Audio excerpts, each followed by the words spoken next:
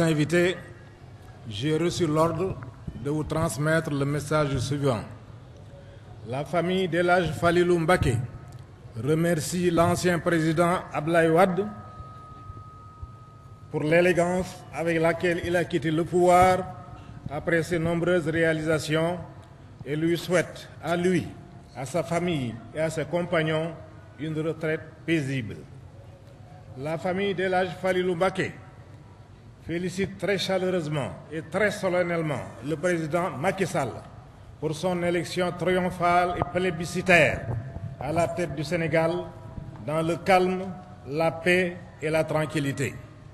La famille d'El Hadj Falilou Mbacké souhaite au président Macky Sall une magistrature heureuse et prospère pour qu'il puisse hisser le Sénégal au très haut niveau où il souhaite le placer. Fin du message. Bismillahirrahmanirrahim. Monsieur le représentant du khalife général des Mourides, Serigne Cheikh Sidi Mokhtar Mbacké, yàlla na fi yàgg te wér. Monsieur le représentant du chef de l'État, chers et honorables invités, Serigne Abo, obéissant de nouveau à votre aimable invitation, je suis tenu de vous parler encore aujourd'hui de plusieurs El Hadj Falilou Mbacké méconnus du grand public. D'abord, El Hadj Falilou Mbacké, précurseur du bio. Dans un certain sens, on peut considérer El Hadj Falilou Mbacké comme le pionnier de l'agriculture bio. Car, en plus de l'engrais organique produit par le dépôt naturel de ses nombreux troupeaux, qu'il déplaçait par rotation sur l'ensemble de ses champs, réalisant ainsi une intégration harmonieuse de l'agriculture et de l'élevage, il était le premier, tout au début des années 50, à pratiquer l'engrais vert, méthode inconnue à l'époque et qui heurtait sensiblement les traditions culturelles du paysan, car il consistait à enfouir dans le sol, à l'aide de tracteurs, des pousses de mil arrivées à une certaine hauteur, agréables à voir et porteuses d'espérance. Ce beau et jeune mil en herbe, prématurément fauché et enfoui sous terre, fertilisait à grande échelle la terre et permettait à celle-ci de donner des rendements accrus et des qualités dépourvus de pollution chimique, ce qui ne l'empêchait pas par la suite d'utiliser rationnellement les engrais artificiels compte tenu d'énormes surfaces qu'il emblavait. El Hadj Falilou Mbacké, pionnier de l'agriculture moderne et intensive. Comme j'ai déjà eu à le dire, il fut le premier à s'occuper de tracteurs modernes dans sa concession agricole de Alieu, à un moment où l'agriculture était uniquement pratiquée à l'aide d'instruments traditionnels, hilaires ou d'abats, etc. Sur des parcelles rectangulaires de 1000 mètres de long sur 250 mètres de large, entièrement dessouchées et ameublies par un labourage profond effectué par les tracteurs. Ces parcelles étaient séparées par de larges brisements pour combattre l'érosion du sol et de larges pare-feux pour combattre les feux de brousse. Et ceci à un moment où la lutte contre la destruction de la couche d'humus par l'érosion du sol et la propagation des feux de brousse n'était pas encore bien ancrée dans les mœurs culturelles du paysan. Et quand ces concessions agricoles de Alieu et de Ndindi se révélèrent notoirement insuffisantes, il obtint du gouvernement le déclassement de 3000 hectares de forêt, de terre dans la forêt classée de Djodji, à la lisière occidentale du Ferlo, à une trentaine de kilomètres à l'est de Touba, et ce fut la justification générale. Un champ à la dimension d'un canton, du jamais vu. C'était un défi historique, presque une gageure. Les grands dignitaires de la confrérie mouride, à tour de rôle, à la tête d'innombrables légions de talibés enthousiastes et exaltés, déboisèrent, dessouchèrent et rendirent cultivables en un temps record ce qui était considéré alors comme le plus grand chantier agricole du Sénégal, et ce fut Touba Bogo. Les 45 000 hectares de Khelcom avec Serigne Saliou Mbacké vinrent par la suite confirmer que Serigne Touba amul tànke gannaaw. Autrement dit, que le mouridisme est en expansion continue. Il était le premier, sous nos cieux, à pratiquer à une si grande échelle la jachère qui permet le repos biologique des terres et la régénération des sols.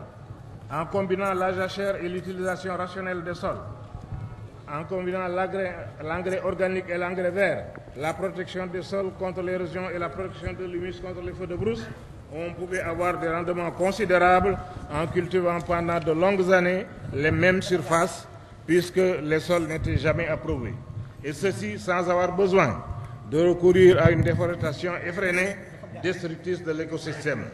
C'est le lieu ici de souligner que de tout temps, les khalifes généraux du Mouride ont été les plus grands producteurs agricoles de leur époque de manière générale.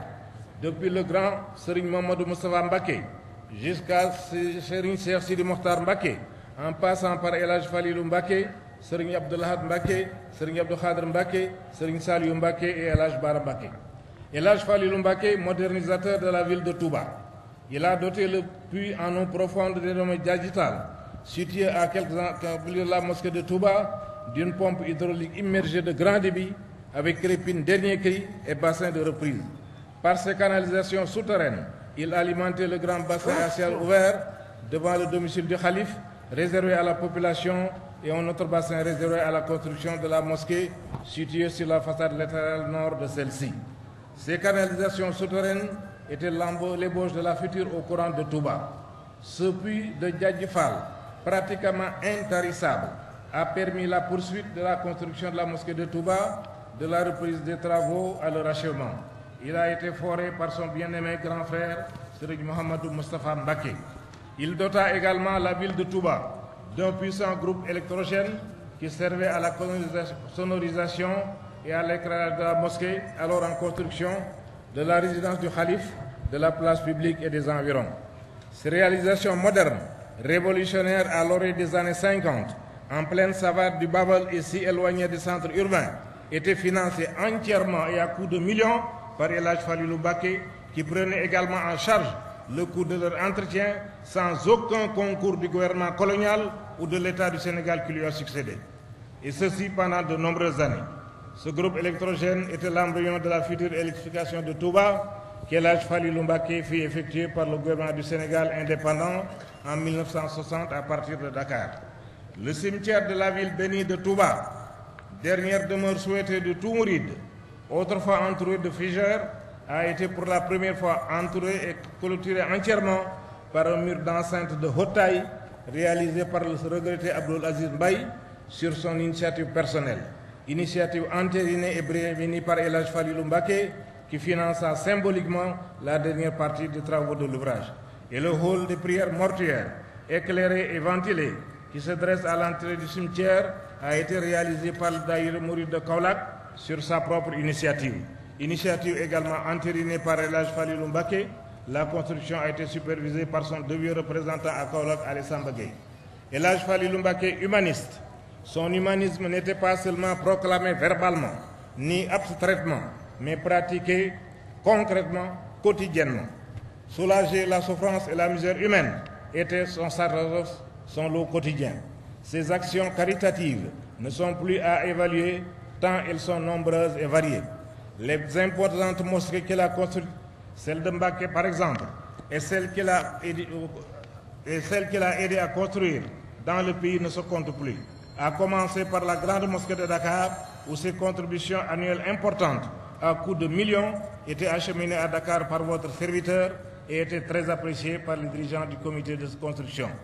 Toute personne humaine avait droit à son immense sollicitude, sans considération de secte, de confrérie, de race ou même de religion. À l'instar de Serigne Touba, qui répugnait à tendre la main à un autre qu'à Dieu, El Hadj Falilou Mbacké lui aussi n'a jamais voulu tendre sa main à un autre qu'à Serigne Touba. C'est pourquoi, à une époque où le plus petit projet, tout le monde avait tendance à courir vers les pays arabes pour solliciter leur aide, El Hadj Falilou Mbacké a terminé la construction du plus grand temple religieux du continent africain et toutes les autres réalisations de son magistère sans solliciter aucune aide intérieure ou extérieure. Et ceci dans ce Sénégal d'hier, qui n'est pas celui d'aujourd'hui, dans ce Sénégal de la colonisation et de l'immédiate post-indépendance. Un des exploits les plus prodigieux d'El Hadj Falilou Mbacké, c'est d'avoir réussi à effectuer, concomitamment à la construction de la mosquée de Touba, toutes les autres réalisations de son magistère, nombreuses et variées, sans que celle-ci n'entrave ou ne retarde celle-là. La construction de la mosquée de Touba à elle seule était un prétexte pertinent et suffisant pour geler ou renvoyer au calendrier grec tout effort financier ou matériel. Mais El Hadj Falilou Mbacké ne s'est jamais dérobé à ce qu'il a toujours considéré comme sa raison d'être, soulager la misère humaine partout et toujours. Sa générosité légendaire drainait vers lui les solliciteurs de toute espèce, de tout milieu et de tout genre.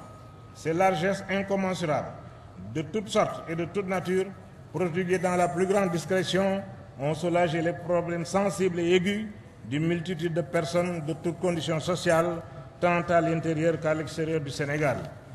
Quand, disais-je, pour les plus modestes projets, la tendance était de solliciter les pétrodollars des pays du Maghreb, du Proche et du Moyen-Orient, de ces mêmes pays pétroliers du Maghreb, du Proche et du Moyen-Orient, accouraient des personnalités, et pas des moindres, séoudiens, égyptiens, irakiens, qui venaient ici, à Touba, recevoir des paquets consistants de sayolo francs des mains de El Hadj Falilou Mbacké, dont le sens de la fierté, de l'honneur et du job mouride, rejaillissant sur l'homme noir, démontre qu'au rendez-vous universel du donner et du recevoir, l'homme noir ne vient pas seulement avec la main vide et tendue, en quémandeur et en receveur, mais avec les mains pleines et chargées en donneur.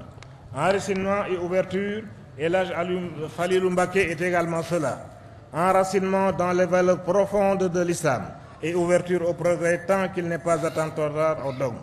Tels étaient Serigne Abo, quelques-uns des aspects de votre illustre et vénéré ascendant El Hadj Falilou Mbacké, dont le souvenir demeurera impérissable dans la mémoire collective des Sénégalais et des hommes, et par la grâce de qui nous implorons le Tout-Puissant de vous laisser longtemps, très longtemps, à la tête de sa grande et précieuse famille, derrière notre bien-aimé guide Serigne Cheikh Sidi Mokhtar Mbacké, à qui nous souhaitons une longue vie et une santé de fer pour nous permettre de briller de mille feux dans l'exécution des grands chantiers qu'il a l'ambition de réaliser pour Serigne Touba. Jërëjëf Serigne Fall.